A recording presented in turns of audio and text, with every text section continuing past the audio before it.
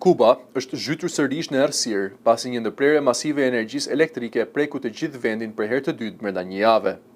Mbrëmjen e natës, shumë qytetarë në Havana dhe zonat të tjera u detyruan të përdornin dritat e telefonave dhe elektrikët për të lëvizur në errësirë.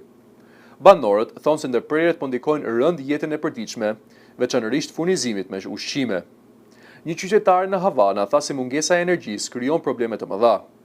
Pasi familjet nuk mund të ruajnë ushqimet dhe detyrohen të gatuajnë vetëm për ditën. Rrjeti kombëtar elektrik i Kubës u shem gjatë ditës, duke shënuar herën e 4 këtë vit që vendi përballet me një kolaps të tillë energjetik. Autoritetet kubane fajsojnë mungesat e karburantit dhe vështirësitë në furnizim, ndërsa sistemi i prodhimit të energjisë në ishull është konsideruar prej kohësh i vjetëruar dhe i brisht.